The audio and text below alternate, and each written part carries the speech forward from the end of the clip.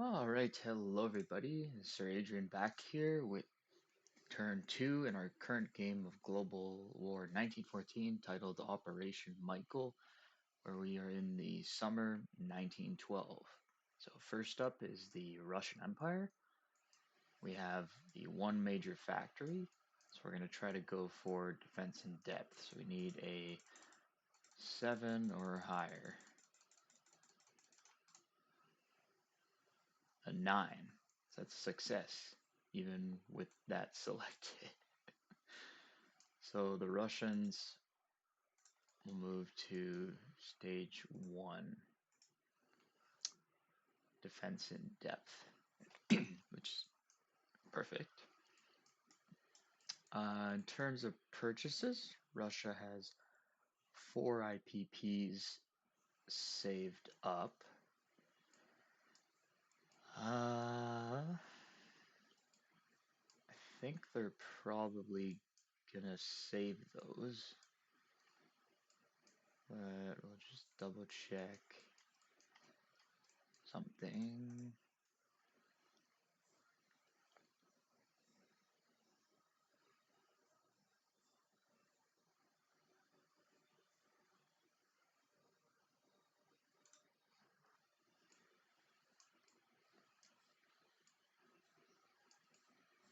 Hmm.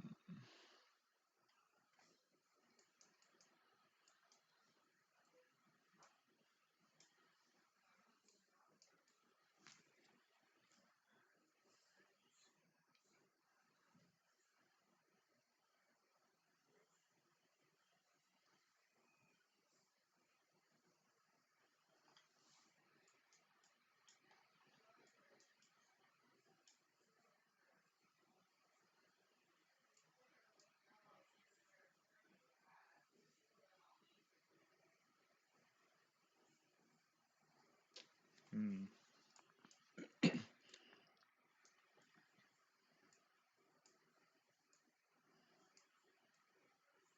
Yeah, I think the Russians are gonna spend 3 IPP to. Well, actually, there's this as well. Hmm.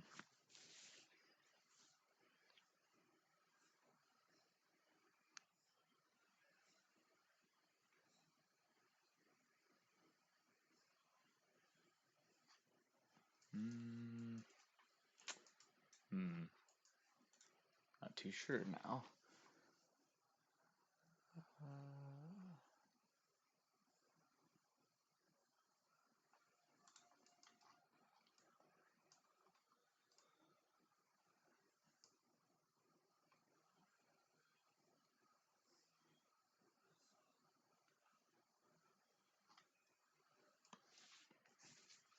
yeah, I think the Russians will lend lease for three IPP.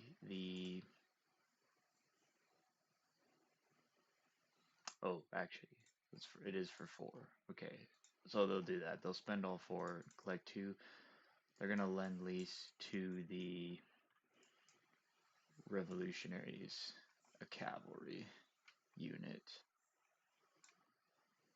into eastern Mexico. So yeah, collect 2. That'll be it for the Russian turn.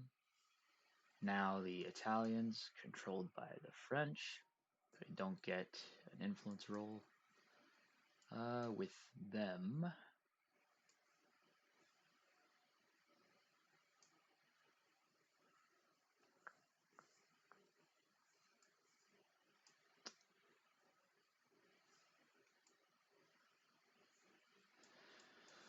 I think we're going to take our dreadnought.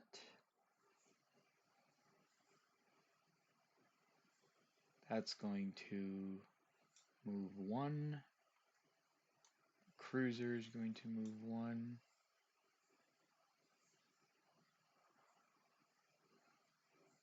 The transport's going to pick up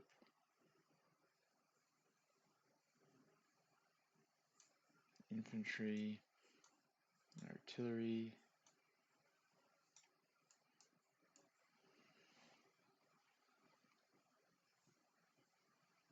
we're going to attempt to amphibiously assault into Palestine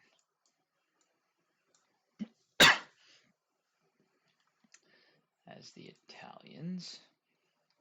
So we will have a pre-dreadnought bombarding at a 2, I believe it is. Oh, it's a 3. I don't know why. Okay, it's cruisers that are a 2. Okay, so a cruiser at a 2 and a pre-dread at a 3. So we'll go ahead and roll those.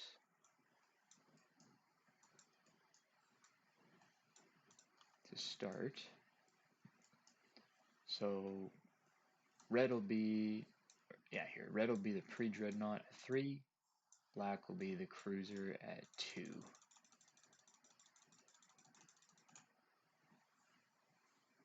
Ooh, very close, but no hits.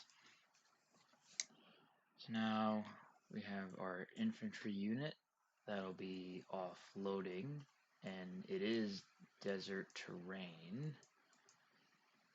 I believe desert terrain just has an effect on vehicles, but we will double check. Okay, so all landings have -1 attack.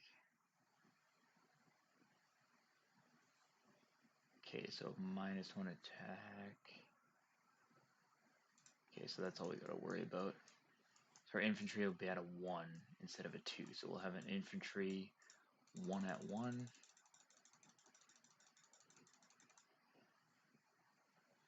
Nothing. Then he'll have an infantry defending on at 4. Of course, gets a hit. Seems I have very bad luck with the defending rolls. And we'll roll the 1 at a 2. Yeah, but it didn't matter anyways. Because this one got eliminated. So because that got eliminated, the artillery basically doesn't get to take part in the combat. It's not eliminated, but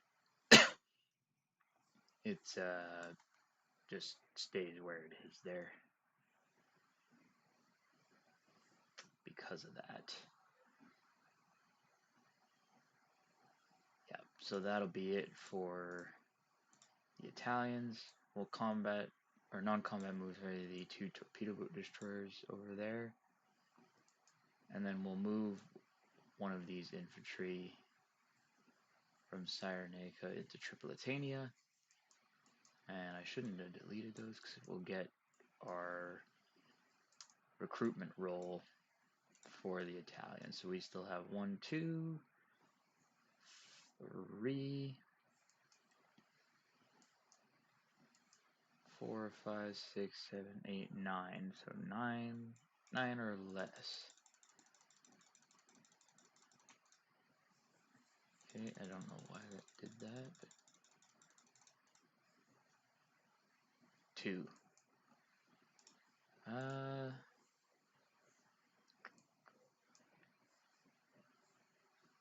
think we'll place two militia.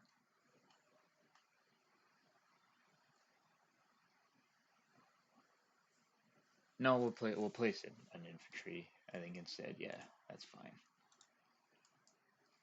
And we'll place that in Tripolitania for the Italians. I know, yeah, infantry normally it's home country without the factory, but for the recruitment role, I don't know if you have to follow that. That might be something worth looking into, except that's the case. I think this one in Cyrenaica would have had to have been placed in home country. Same with this one that I placed in Tripolitania. Yeah, perhaps we can ask about that. If that's the case, I'd have to take this one off. And again, I think the last turn, yeah, because this starts at 2, so it would have been this one here. And they'd have to be back in home country. And if that's the case, I would just place one in Mezzogiorno and one in Campania from the previous turn, let's say. But for now, we'll leave things as they are, because I think this is allowed, but I could be wrong. Anyway, that's it for the Italians. And now the Americans. They don't have a tech roll. They have 6 IPPs to spend. They do control the revolutionaries, though. And I think what we're going to do with those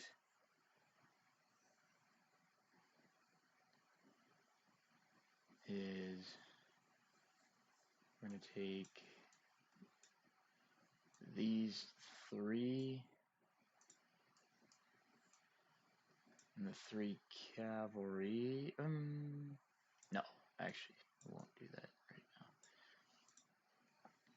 We'll take these 3 cavalry, mountain infantry,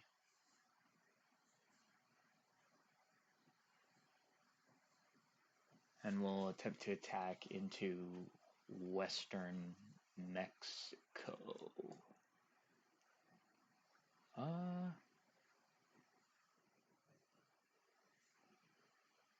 Actually, you know what?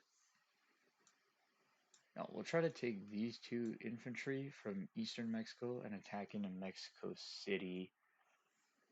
And we'll bring along this mountain infantry as well. Okay, so we'll do eastern Mexico to Mexico City. That's mountain terrain, so these 2 will be attacking at a 1.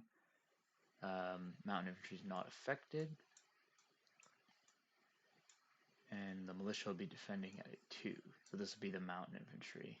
And then my 2 regular infantry.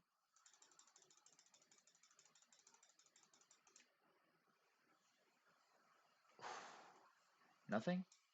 So he gets 1 at A2. Nothing. We'll press the attack. So 1 at a 2, 2 at 1.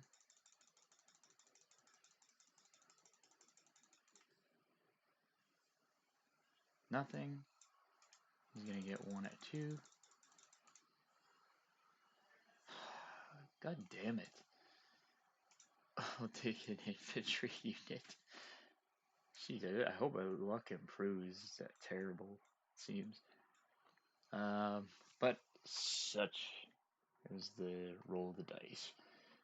And we'll try one more time. So 1 at 2, 1 at 1.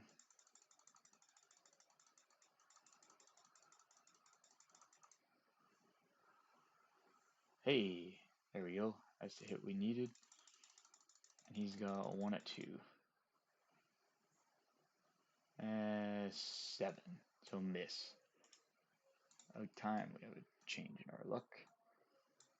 So the revolutionaries take over Mexico City.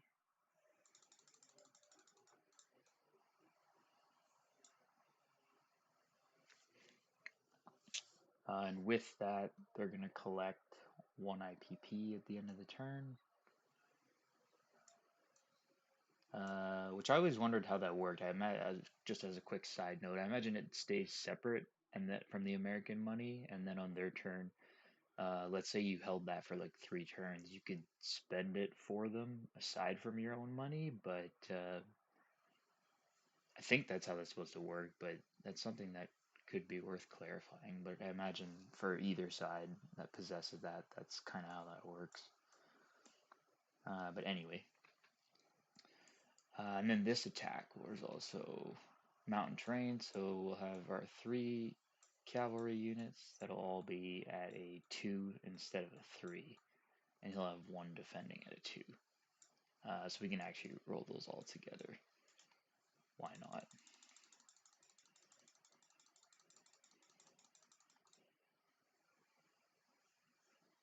So nothing. Press the attack.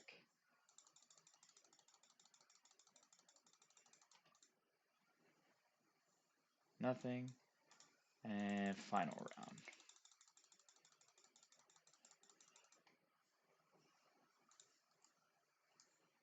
Okay, so we got the 2 hits, and he missed.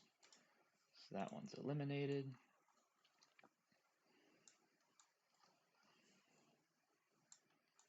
And the Revolutionary Cavalry and Revolutionaries as a whole take over western Mexico. So that'll be it for their attacks. Yeah, the Americans have 6. So we're gonna lend lease them a mountain infantry for 4.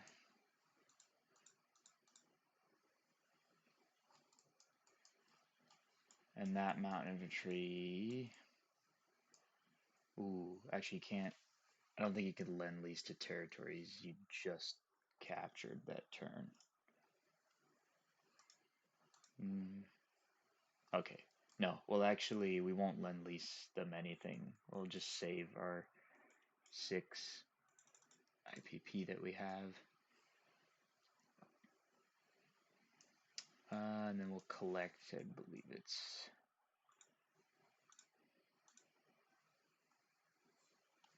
3 more for a total of 9. Alright, so that's it for the American turn. Now we're moving into the fall-winter of 1912. So at the end of this turn, the Italo-Turkish War is going to end. And it's this turn as well that the Balkan War begins. So that'll be interesting. Otherwise, we'll go ahead and roll the random events. Oh, there we go. So we'll start with the West.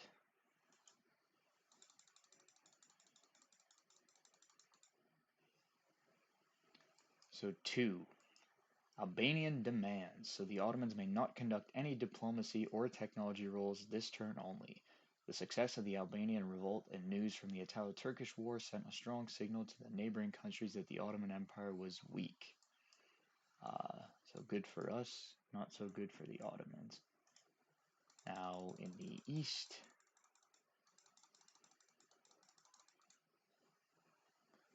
5, Federales military.